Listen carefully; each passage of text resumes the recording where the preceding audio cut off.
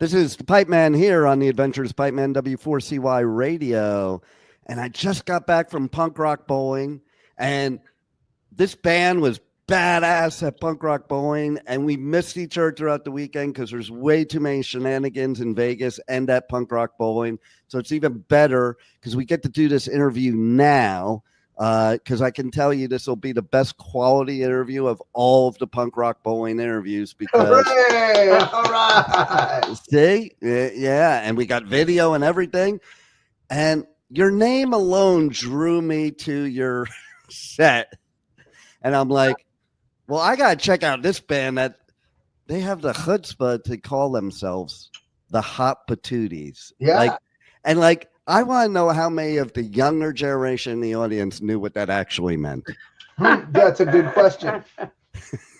Well, I think actually the movie's has come back. You know, it's like, I mean, it kind of never left, but like the cult, in case for people who don't know, it comes from the Rocky Horror Picture Show, from a song that Meatloaf sang called Hot Patootie, Bless My Soul, Hot Patooties, Bless My Soul. And so we're the Hot Patooties, and it's from Rocky Horror Picture Show, but it never went away. Like, people are still watching it. So, it is kind of coming back. I remember I saw the Rocky Horror Picture Show like every weekend at the midnight show at the Oaks Mall in Thousand Oaks, California. Whoa, okay. I went to college there in Thousand Oaks. At Moore Park?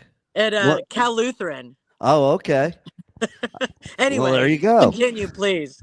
So, yeah, I know exactly where you're talking about. Kim also saw the movie, but she participated. Oh, yeah. Well, you had to participate. No, yeah. Well, we had a stage, and where I went in Newport Beach, they had a stage in front of the screen. So a bunch of us acted out the characters and did things to the screen, in front of the screen. I was usually magenta, but sometimes Columbia, depending on what they need for the night. But yeah, we dressed up. They did that at ours too. I don't know if there was a stage, I don't remember, but I remember just people would get up in front of the screen and just act the whole thing out. Yeah, yeah. And it was always all my punk friends that were doing it. Oh my gosh, yes. Like him. And the guy who played Frankie, and I didn't know this because when I first met him, he was wearing the wig, had a full mohawk. So he'd take off the wig and he had this hawk, and we just like, yes, and like we were all in love. Nice. Awesome. I think it's back in those times for me. It was one of the only places that you could be safe having long hairs and punks around, because I was a long hair, and I couldn't go to punk shows because I'd get my ass beat. No. I was totally like underage and not allowed to do anything, and so I don't think my mom knew what was really going on. Oh man, listen, my cousin went to T.O. High with Belinda Carlisle. No way. And most of the people, I remember being in high school when the Go-Go's got really big, and they had the one concert that every girl in the whole school went to and came the next day with the Go-Go shirt on. And I'd like to interview all of those people that went to those shows back then and ask them if they knew that they were really hardcore punkers to begin with. Oh yeah, and one of my favorite bands of all time too. Oh, I love them too. Yeah, I especially love. What? Go ahead. I think I saw them when I was like 16. Really? But I didn't know until many years later when I got that the video of the Go-Go's messing around with a banana and the roadies and doing coke backstage. And I remember being like, oh my God. Yeah, it's fun. Oh yeah. So and Belinda and Jane, they always used to say we got into music just because we wanted to get high and get laid. Yep. Hey, there's a reason why we say sex, drugs, and rock and roll. Okay, it really is a thing. No doubt. And one thing I also love about the Go-Go's is in the punk scene before they became popular, they were one of the only ones doing it in what was male dominated, which very much. I think kind of stupid that it's male dominated, because women have way more passion and emotion. So when I see bands at Punk Rock Bowling, the women are way more badass than the dudes. Just saying. Well, if I remember correctly, Belinda's nickname was Dottie Danger. Wasn't that her? I think name so. when Yeah. she played drums, and her nickname was her punk name was Dottie Danger. Yeah. So there you go. You got your danger. I know. There you go. And I did pretty much on the 80s live on the Sunset Strip or in Santa Monica or the country club in Reseda. And so I saw and lived all those shenanigans. But you know what they say. Cool. If you were there on the Sunset Strip during the 80s and you remember it, you weren't really there. And if you're still alive. Yeah. Right. Yeah, definitely. I was telling this story all weekend too about I wanted to get my spikes from Posers on Melrose because that was the place to go. But I was a long hair. I wasn't allowed to go there. So I grabbed a few of my punk friends who were friends with the owners. I figured we're good. They figured we're good. We go in there, not even in there 30 seconds. And the owners go up to my friends and say something. My friend comes over to me. He goes, "We need to leave." And I'm like, oh, "What?" No. I'm like, yeah, I'm like, they're still open. they are still open. I Yeah, could but- probably go there now. They had a change. I think they had some ownership changes, and that's probably where the issues might have come up for you. Well, it was back in the day where we just what? weren't on the same page, punks and metalheads, and it was so freaking stupid. Oh, so it's you a know? metal thing. So I see. if you were a long hair like I was, Crossover. yeah, before crossover, I went to the first ever crossover show, by the way, in LA. I went to first ever crossover show in LA. It had no security. It was at the Sun Valley Sportsman's Lodge. It was like an Elks Lodge, and it was mayhem. It was COC pre-Pepper. It was Suicidal when they were still Suey Boys, not when they were crossing over. And it was the Descendants. And then on the metal side, it was Possessed, Dark Angel, and Savage Grace. No security. The place was absolute mayhem. Yeah, sure. Have the place. Yeah, like it was like, do whatever you're going to do, people. You know, and it's funny because I did interview on 2 separate interviews, Mike from COC and Woody from COC, and I did the same thing to him. Like, you probably don't remember this show, but this is iconic to me. And they're like, they both said it. They're like, it was like an Elks Lodge, right? Yep. Yeah, that was fucking crazy. It was iconic. Wow. There was no safe place to hide. If you wanted to go to a show where you could watch the pit, that wasn't it. Yes. You were in it. You're in the pit, whether you want to be in it or not. Just watch out for the people flying from the rafters, kicking you in the head. Right. Yeah. But show. but it is cool that nowadays, like even like Power Trip playing at Punk Rock Bowling blew my mind, and how the crowd reacted to it because they are definitely metal. Oh, you know? yeah. They had one of the best receptions to their set of anyone. Yeah, yeah. It blew my mind. Yeah, I think they had a better reception than Social D did. You know, it's like I think so. So it's kind of cool because I always thought it was stupid. Like I went to Agora High, and there were like 3 of us metalheads and 3 of us punks, and we were all getting the shit beat out of us by the jocks. But yet we're beating the shit out of each other. What idiots. No. So I have you're young. I had a lot of those thoughts this weekend about because I am older.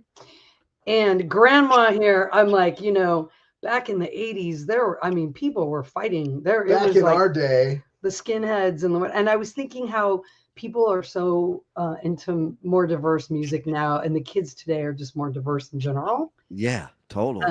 Race-wise too. I mean, shit. Everything. I think everything. Like even back in the day, girls shouldn't go in the pit. You know what? The ones I'm afraid of when I go in the pit are the girls, not the dudes. Yeah. Okay.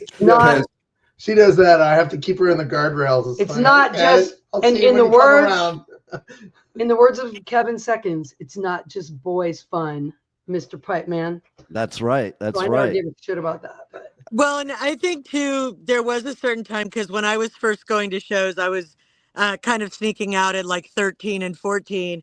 And I would end up kind of in the pit, but it was to bands that were really friendly for that. Like my kind of gateway. I mean, I was listening to Black Flag, but I was going to see like the Toy Dolls and Yeah, the or Attic Ramones. Like Ramones was fun. and the Attics and stuff. And so I would go into the pit and there would be just these massive burly dudes. And I didn't know what I was doing. I didn't realize how hurt I could have gotten. And I would, get knocked down and there would be like 4 guys lifting me back up. Yeah. Right then, no messing around. And I don't know if it was a West Coast thing, because then years later I went to the East Coast and there was no way. They were doing the windmill thing. No, and the East Coast hardcore was that's a whole hardcore. different It's a lot of monster. big arms. Yeah, like I'm originally from New York and New Jersey. I went back to go to college, and the New York scene was way more hardcore than the there LA was no scene. way I was going to get in that pit. Right.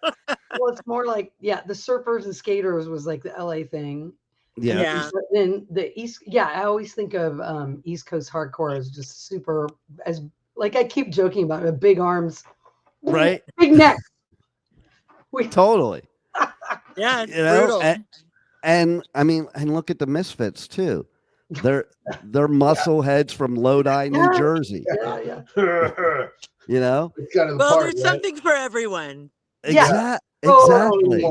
That's why I think today is, because you can go to these festivals and enjoy all these things. And you know what's even better about today? Did you see that freaking video of the Nazi getting? Yes. Oh, yes. I fucking love that. You're done. That was going on. That was going on right behind me. I didn't even know it. I was standing in front of the sound booth, watching Flag and just screaming along, losing my mind. And I later on, like right when we got back, I saw the videos. Like once one person posted, it was all over. And I can't believe this guy went in with a bright orange shirt with the SS on the back by himself. Well, that's what's weird, because I'm a Jew. Normally those Nazi fucks are never by themselves, because they're too much of a pussy by themselves. Right. Exactly. Okay? Exactly. And I wish I was there for it. I saw the video after. I was like, man, I wish I was there for that, because I would have liked to knock him on his ass too. It was so freaking funny when he went on his ass, man. Well, and you can tell, I mean, he could have really gotten the stuffing beaten out of him, but they were nice with him. I think people were really conflicted, and I understand in that moment where it's like, you see, he went down and then people were kind of over him, but almost what do I do now? Over the him, punk rocker, one part of you wants to help him back up. The other part of you wants to, make it worse, so. But if you're brazen enough to wear that stuff by yourself, going to a festival in 2025 where it would not be bands like the Dead Kennedys and stuff that were saying it, but not all. It was more appropriate back then for you to be a neo-Nazi skinhead. Yeah. But today, you can't show up to a punk show like that and not expect what he got. Well, let me clarify something, because I don't want this to sound wrong. When I said one party wants to pick him up, that's only as from the punk rock, seeing a human being fall. Yeah, that's all. Before it clicks in who it is. Okay, sorry. Exactly. I just didn't want to sound like I'm oh no, let's get him back up again. That's right. When I was saying that about the 80s, I saw people who would, I've seen people get beat up, fall on the floor, skinheads kicking them all in the fucking head. I mean, it was gnarly. Oh yeah, the Suey boys. That doesn't happen anymore. Yeah, the Suey boys used to go do the circle pit with switchblades. Literally, I've been in a pit with the Suey boys, and they had switchblades. I'm like, I'm out. I'm not at those shows anymore. Yeah. Ooh, that's not what it was ever about. I always talk about that all the time. The pit isn't about hurting and maiming people. It's about getting your shit out so you don't hurt and maim people. Exactly. Exactly. Yeah. I was talking with a guy going up the elevator about how sore we are, and I asked him, I said, do you still mix it up in the pit? He goes, no. And I said, me neither. It was too hard to get up and it hurts more. Okay, so I actually lost my shoe in the interrupter pit Right. Did you? But did Still you going. find it? Is the Wait, question. it gets better, okay? Again, going back to women being badasses. Like, so then I like fought my way out of the pit because I was deep in it, and fought my way out because I want somebody With one stomping on shoe? my foot, you Right. know? And I'm looking, and then I see this one dude pick up a shoe, so I go to look at it. I'm like, no, that's yours. And this girl turns to me, she goes, Somebody else's I shoe. saw your shoe. And she goes and runs into the pit to go try to find it. No way. And- yeah. Did you And find I'm it? like, that's so bad. She did. Like after a while, I'd see her. So I walked by her and we couldn't find it. And then she found it. I'm like, thank you. You're a badass. And you know, I would've- thought I got out of it unscathed till the next morning when I went and took a shower and looked down at my foot. I'm like, oh, I guess I did get stomped on. Oh It would've no. Yeah, that'd be But bad. it would have been awesome if you had to wear someone else's shoe and they're wearing your shoe. I know, right? You were going around. You know, I saw something on the floor at the Cox Bar show, and I'm like, what is that? And I kicked it out of the way. And I remembered when I was younger, after every show, I would wait and I would walk around and just look at the floor, and I'd pick up all kinds of shit, buttons, earrings, whatever. Sometimes And shit then years later- disappears. What? Sometimes shit disappears. Okay, so these sunglasses, this is the third time I've had to buy these. Okay, Oh, yeah. they're good ones, and I never usually buy good ones because I lose them or whatever. And so I was at Grass Pop last year, and some girl just grabbed me to go to the Machine Head pit, and so I wasn't thinking, and I had my sunglasses on, and I forgot about it. Usually, you know, it'd be like, here, hold this, and all of a sudden they disappeared. And I literally was through that whole pit and couldn't find. They just disappeared. They weren't even stepped on. I don't know where they went. They went They into just- the black Someone chasm. else is wearing That's them right. now. I know, right? Rad glasses. Yeah, exactly. And then, and One eye then, patched out. and then, like a couple weeks after that, I was doing Rocklahoma, and I had them like on my shirt, you know.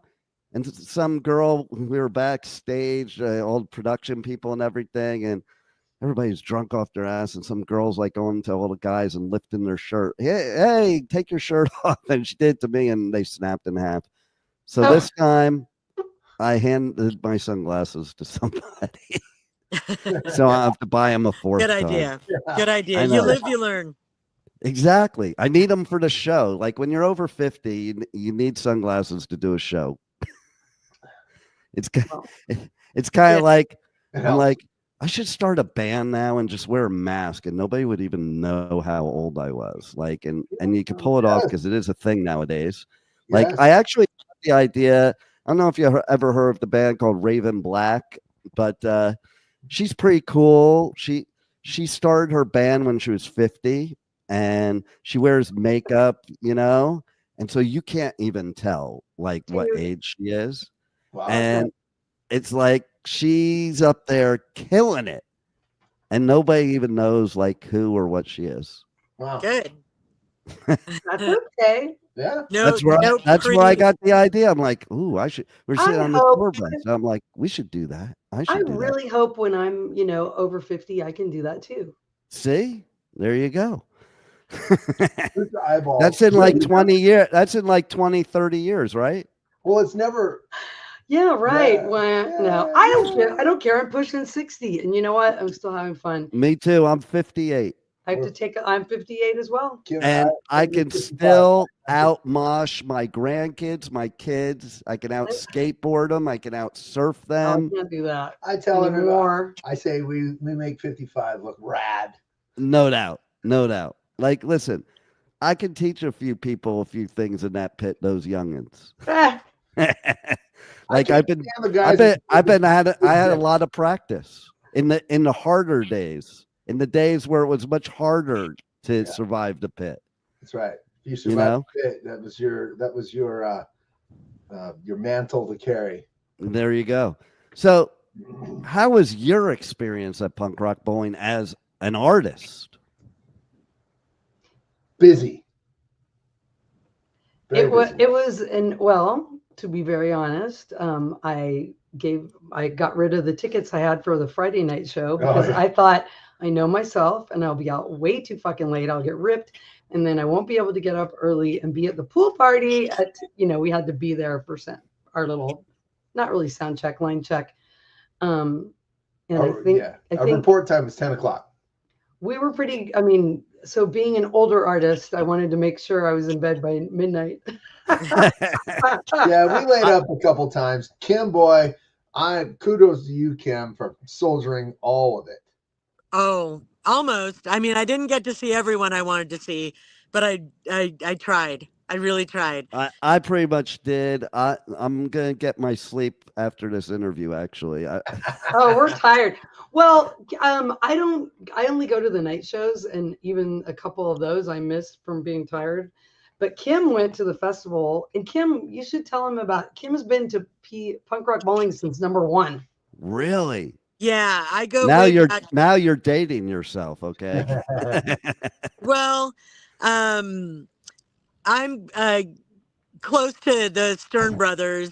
I love their family. They're wonderful people. And we go back to, I used to work at Epitaph Records. Oh, and, wow. I worked there in the heyday and all of that.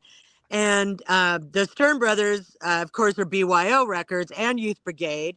And Mark and Sean started this small bowling tournament that was just for a handful of independent labels, bands, clothing companies, whatever it is. You had to be independent in order to participate. So we got sponsored, and we had, I think we started off with 2 teams or something, and it grew, of course. But I was on the B team because we have guys at Epitaph that really can bowl, and they still do. I think Mike got one of the day's top scores this year. Wow. Was like he's gotten. Cheated. No, Yeah, he's amazing. He's a real bowler. So it started off with, it always ended up being like Epitaph against BYO.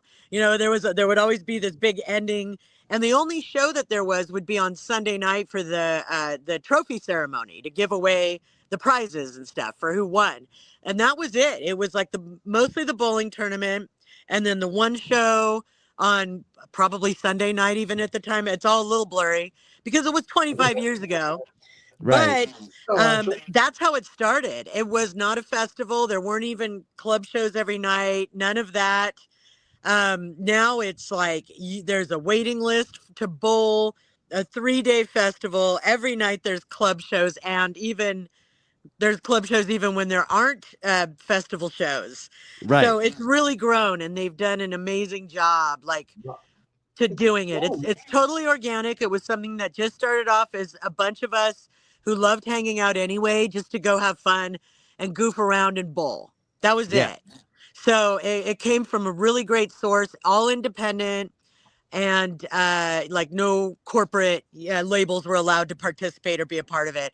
And they've kept to they've really kept to the DIY ethic and all of that. So big props to the Sterns for doing that, and everyone who works with them. They have really great people working with them now. I love, so and my kids could tell you, I do so many festivals that my youngest daughter, she'll always be like, so you excited to go to this festival? I'm like, well, when you do it every week, I don't know if excited's the word. I love doing it, but then I'm always excited for punk rock bowling because it's so different. I do all the Danny Wimmer festivals. I do Hellfest, Download, Bloodstock.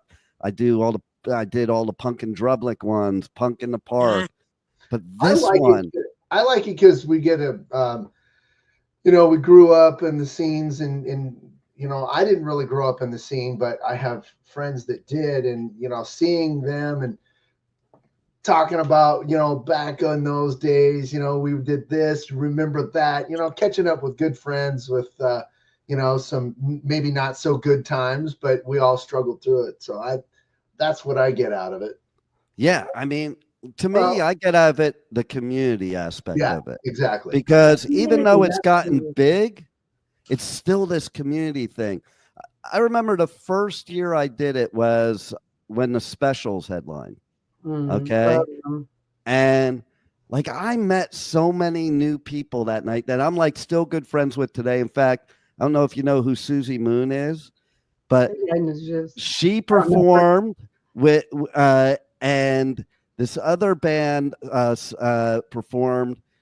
Drew Champion was in that band, and I interviewed both bands, and I introduced the two of them. Now they have 2 babies. Look at you. I know that, like we were messaging at Punk Rock Boy. I'm like, it doesn't feel right without you guys here. Like, and they always will say, like, it's because of you, Pipe Man, that we're together. It's all your fault. And like, it's just an epic thing. And then something also shocked me that night too. Like, the Specials never play Ghost Town live, and they did that night. So that I have to give credit to the people running Punk Rock Bowling, because somebody had to buzz in their ear, hey, you should probably play Ghost Town.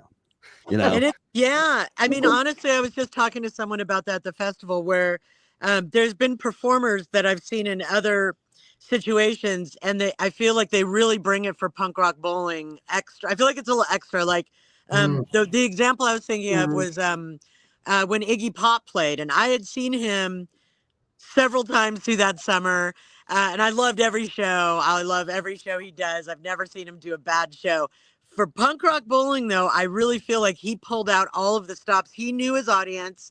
He knew what what would make the energy just like explode, and he did it. And all of us were I was in the pit losing my mind the whole time because he was so great. And I feel like there's several artists who have done that. I feel like they bring their A game to Punk Rock Bowling. I saw that with Coxbar at the club show.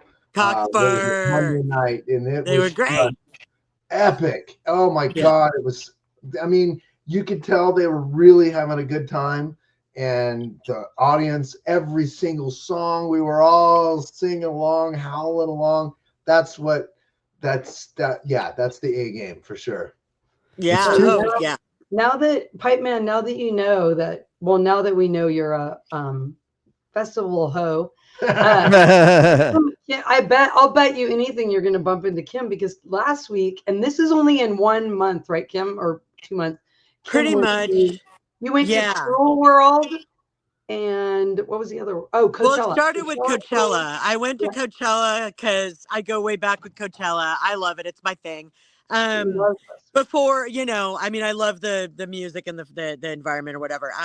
So I went to Coachella, and then I went to Cruel World, and then I went to Punk Rock Bowling. So I have my foot is still blistered up and bandaged up because of all of those. Okay, so here's my schedule. She's hardcore, man. Here's my schedule. Okay. Oh, well. Well, I'm sure you did more. Last week I was at Welcome to Rockville, and the week before that, Sonic Temple. And both of those festivals are 4-day festivals with a pre-party. So they're 5-day festivals, basically. Ooh, now. Okay. And then, so now I have like a week and a half off, and then I'm going to UK for Download, and then Hellfest the next weekend, and then maybe Resurrection Fest the next weekend. I've wanted to do, but I've been told doing media there absolutely sucks. But I've wanted to do Rebellion. Yeah, that's the one I want to go to. I wanted to do it, but everybody I talk to and all the media people are like, yeah, you don't want to do media at Rebellion. Wow. But is there one that you haven't done yet? Rebellion I haven't done yet. Yeah. I haven't done Vakken yet. Have you been to The Gathering? That one I haven't been to. I would love to go. Oh my God! Only I don't think I can't even. I want to go too. That's the juggalette. I can't survive Punk Rock Bowling for 4 days, and I think I can go to The Gathering. I'd be like, are you kidding me? My problem is I blow my wad the first night, and then I'm just fucking. It's that fourth day too. Like what I found is like all the 3-day festivals I used to do are now 4-day. I'm like, fuck me with this extra day, And then you add the pre-party on. It's like you might as well just be gone all week because you are. And then like next month I'll be doing Warped Tour in Long Beach, and I'll be doing Incarceration. Do you know that festival? No. It's cool as shit. It's more of a rock metal festival, but they'll have it's a Danny Wimmer festival, so they mix it up. But it's at the Shawshank Prison. Whoa. Yeah. Ooh, Yeah. that's interesting. What about Yeah. Wasteland? Is it that one? Is that what it's called? Wasteland? I haven't done It's that like one. Mad That's Max. the Mad Max one out here. Oh, yeah. I'd have yeah. to check that out, man. It's like Yeah. Mad Max cars, Yeah. and you can't go in unless you have like a costume and Yeah, you have to dress the part. It's like Wow. Really? Yeah. it's like the Renaissance Fair, only Mad Max. Mad Max. Which I love that because I love Mad Max, and I go to the Renaissance Festival every year since 1980. So Oh you wow! know. Look at you. Do you wear tights? no, I it's funny. I was talking to a friend of mine recently. I love the women that dress up, and if you're coming with What about me, you? I don't know. I like seeing everybody dressed up. I don't like doing it. So I'm like, I've you never dress been to a up, Renaissance and Fair, I'll really. just compliment you. But I would be a pirate. I'm working on my pirate outfit. I do have a pair of. I'm good. I'm ready. I'm good. I do have a pair of sunglasses I'll wear that are the I can't believe I'm drawing a blank. The what the fuck? One of the theme days. Like steampunk? Days? Yeah. Oh, Steampunk glasses. Oh, steampunk. Glasses. So I'll wear those, and I'll do a little bit. Like I am also I am somebody that I'll do stuff like I change up my hair all the time. So my hair now, my hair used to be blue. That was my trademark. And then I just need a break from the work that it takes to have colored hair that I've had for like 10 years. So I went to like blonde and black. And then I was at Rockville, and the person that was actually I met her there. So she was my partner in crime at Punk Rock Bowling. She does the hair of people backstage at festivals like the artists and stuff. And so I was taught, somebody introduced me to her, and I've been known to do shit on my radio show live like that, and so I was talking to her, I showed her all my different hairstyles. I'm like, man, and somebody said you should interview her. I'm like, yeah, I'll interview you while you do my hair right live in the interview. Yeah, and so we did. Good job. So we did. I just said to her, I'm like, I don't give a fuck what you do. Do whatever you're going to do to my hair. I don't care. Because like when it was long, I cared. But when it's short, you can always change it, grow it back, shave it off, whatever. So I'm like, what if I don't like it? I don't care. Dude. But it's like, just you're the artist. You do whatever you want. And I didn't even look the whole time.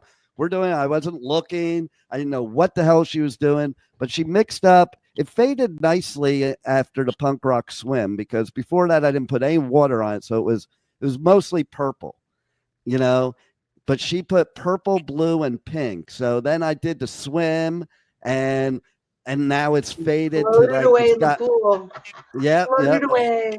Yeah, so it's like all three colors now. It still looks pretty badass, So, but yeah, that's the fun shit, doing shit like that and not caring. Like, it's funny. I'll go to business meetings, like where my studio is. I'm a trustee in the chamber. And it's so funny. I'll walk in with blue hair and all the suits, that, I'm also a professional. So like I can relate to them, but they're like, man, I wish I had the courage to do what you do, but you're in radio. You can do that, and it's like, it's so funny to be 58 years old and have colored hair and people think you look cool, opposed to being 16 and having colored hair and you're a derelict. Yeah.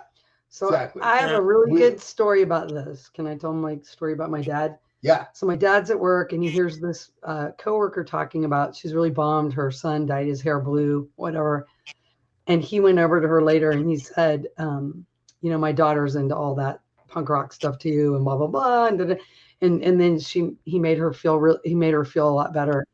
And then he said, but I didn't tell her you were in your 40s. So for her, the phase did not go away. Right. Which I thought was totally hilarious. So he's making her feel better. And then he goes back to his desk and he always was like, you're going to outgrow this. You're going to outgrow this. And I called him. Nope. He called while we were at Punk Rock Bowling, and I called him. I go, Dad, I was just in my dad loves gambling. I go, we were just in a casino filled with punk rockers, filled with, and he's all, he just doesn't know what to say. Well, But we only yeah. have about 10 more minutes because we have a lasagna in the oven. So I just Oh, wanted to did let you know. did you make a lasagna for me? No, we have to soak up all our hangover right now. Yeah, I guess that's true. But So I wanted to ask you, I saw we have mutual friends on Facebook, and do you know Stuttering Danny from Reality Check? probably, I'm trying to San think. Francisco, Bay Area. I think so, probably. No, you kind of remind me of him a little bit. So Oh, really? I hope that's a compliment. yeah, love it. On the way home, we're chatting about how we're going to set this up and when we can do it. And I went on the record and I said, you know what, Beth, I'll bet you're going to have at least 2 degrees of separation from anywhere from the Pipeman. And it's true. We'll go anywhere in the world and Beth will know somebody within 2 degrees of separation. I love that. That's so great. There's a lot of times too, I'll be at festivals too. and somebody will walk up to me, usually an artist, and they'll be like, "Hey, what's up, Pipeman?" And I'm like, "Who the fuck was that?" Because it swirls in your head sometimes. It's like all these, like I'll do like 30 to 50 interviews per festival. So it's like, who the fuck said what? I don't know. I don't know how they keep it up. I mean, yes, women have amazing memories. Wait, what's the name of our band? Do you know the name of our band? I gotta hide it. What do you mean, do I know the name of your band? Hot Patooties. Who are we? Who are you? Aren't you Babe Haven? No, actually, they were another good band, actually. I thought they were really good. But you guys, and you could quote, you could confirm, I said this in the message. I'm like, man, I was just at your guys' set and you were really good. Let's do an interview. Yeah, you did. Aw, thank you. I won't interview bands if I don't like their music. Like, I don't get people in press that do that shit because you can't possibly do a good interview if you don't have the passion for the music, especially in the punk or metal arena. About us, I would like to hear that. Say that again. What did you like about us? Oh, you think I can fucking remember now? No. Well, you must. He's going to describe a whole different band. We'll be like, no, wait, that was Saturday, not Sunday. What? I don't know if it's something specific. I just remember it was very high energy, good musicianship. Like it was. There's punk and then there's punk, and you guys were the latter, the better. Like it was. You don't like it just because it's punk. You like it because it's good music. Yeah. And that's the best way I could describe it. And it was just fun, and that's our goal. Thank you. That's the kid. Not be, we want to play by the rules and, to a certain extent, but we're not going to fight anybody's fight. We just want to have a good time and remind everybody else it's okay to have fun. Right? Shake your booty to the Hot Patooties. Isn't that the reason we go? To have fun? Yeah. I hope so. Forget all the other bullshit. To me, it's the escape. Yeah. It's the best therapy there is. I have this philosophy that what we need to do right now in this fucked up world that we live in is we need to have a music festival for the whole world that everybody's required to attend. And then we could actually unite the world because there's no better uniter than a music festival. You could start your own. You could have the Pipeman Fest. I've already been talking about that. Oh, I have run a festival down here in Florida, but I have a certain idea for a festival that would be unique to that nobody's doing. That would mix two of my worlds because, like, I'm also a motivational speaker. So there's that world. And if you could combine that world with the punk and metal world together, then like I'm a happy camper. Yeah. Yeah. I'm the type that go to do seminars. My way to pump myself up before a seminar is to crank something like Slayer or Discharge or something like that. I always wanted to have a morning radio show that was like, you want to wake up to GBH? It'd be like 7 a.m. Oh yeah. Awesome. Well, wait till you hear. Okay, wait till you hear the intro to this interview. Oh. Yes. My intro and outro. First of all, my intro is 2 of my grandkids are doing the intro, and another grandkid doing the outro. Awesome. But it's not what you would expect with a couple kids doing the intro and outro. Cool. Just going to go there. I'll bet it's phenomenal. It will be phenomenal. That's And really you guys are fucking phenomenal. And I Thank want you to tell everybody before your lasagna burns how they can get a hold of you on socials, on the web, how they can buy your merch, because they can't listen to my show unless they buy your merch, because you can't survive without merch. And they think you're making millions while, Spotify's screwing everybody. Oh, we're on Spotify. We're Instagram, Hot Patooties Rock in Roll. Hot Patooties Rock and Roll. And then we're on Spotify. We're on all the streaming stuff. And Instagram.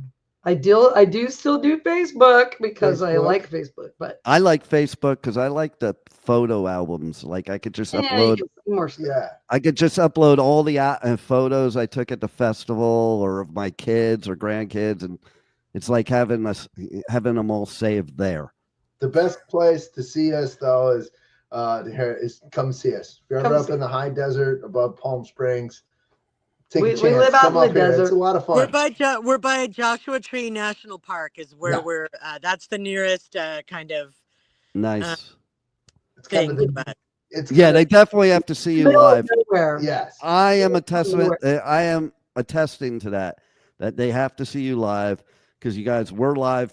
We're badass live. That's why we're sitting here right now. Thank you. We appreciate that. And when I'm going to go back to one thing in the beginning about your socials. Okay, I will admit when I first searched for you on Instagram, I found another Hot Patootie, and I'm like, wait, that's not them. So before we sign off, I have to say we were in line at one of my favorite pizza places, Evil Pie, and I met this guy who sings for a local band in Las Vegas with one of the dudes from Faster Pussycat. Anyway, he freaking looks like Meatloaf. Really? His wife was like, I always tell him he looks like Meatloaf. And I said, well, maybe if we ever come play here again, you could come up and do Hot Patooties with us. And he said he would. Oh my God. We're going to find him. God. That'd be amazing. That needs to be a video that you put everywhere. Oh yeah, it would be amazing. And but he's a little cuter than Meatloaf, but he's sweet. But we're going to have to go. But I want to say thank you so much for your interest, and I'm glad you survived. We survived. And thanks for being there early to see us and reaching out. That's awesome. You're a really nice guy. Thank you. Well, my pleasure. And I'm always like the first one at the festival and last to leave. I have serious FOMO, man. I have to catch every set I possibly can. Awesome. Thank you. But you guys rock. High five you. High fives. There it is. Kim, you got to join in. Why is Kim sitting still? There we go. Send us where we can watch this when it's up, and we'll check it out. I will. And thank you for being on the Adventures of Pipeman. Okay. Thank you, Pipeman. Have a good